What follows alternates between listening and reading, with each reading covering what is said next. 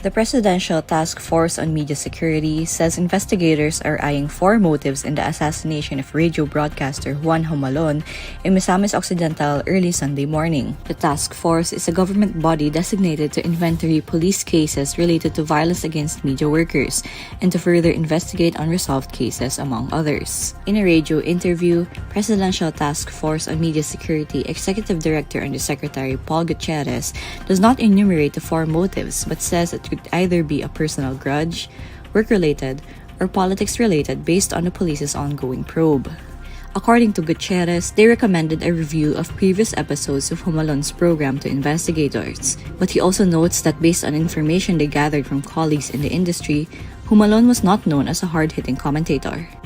The 57-year-old radio man, popularly known as DJ Johnny Walker, was gunned down at 5:35 a.m. on Sunday, November 5, while on air over Misamis Occidental's Gold FM 94.7 in Calamba Town.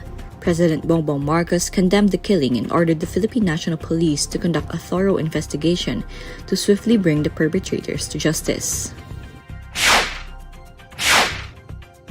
Senate Minority Leader Coco Pimentel says the Philippines must not allow itself to be the base of any foreign military, as he cautions his colleagues from swiftly approving the proposed defense treaty between the Philippines and Japan.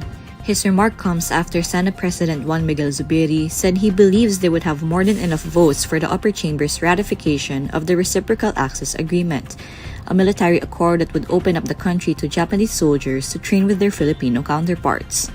This agreement is similar to the Status of Visiting Forces Agreement between the Philippines and Australia and the Visiting Forces Agreement between the Philippines and the United States. In a radio interview, Pimentel points out that by the name itself, Filipino soldiers must be allowed to stay in Japan as part of the reciprocity of the security arrangement. But he says it is not being talked about, adding that they just really want the Philippines to be a station of the military of other countries. The Makabayan bloc in the House of Representatives likewise expresses concern over the planned visiting forces deal with Japan, saying it could result in an increase in cases of violence against women. In opposing the Japan-Philippines RAA, ACT Teachers Party List Representative Franz Castro cites the failure of the Japanese government to acknowledge the abuses experienced by Filipino comfort women in World War II.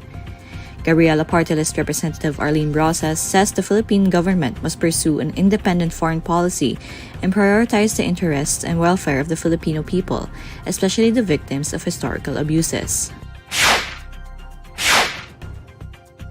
Local oil companies will implement another round of rollbacks in the pump prices of petroleum products effective Tuesday, November 7. In separate advisories, the oil firms say they would cut the prices of gasoline by 45 centavos per liter and diesel by 1 peso and 10 centavos per liter. The price of kerosene will likewise decline by 1 peso and 5 centavos per liter. According to the Department of Energy Oil Industry Management Bureau, this is on the back of additional crude production output from the Organization of the Petroleum Exporting Countries, along with slowing fuel demand growth due to weakening global economic growth.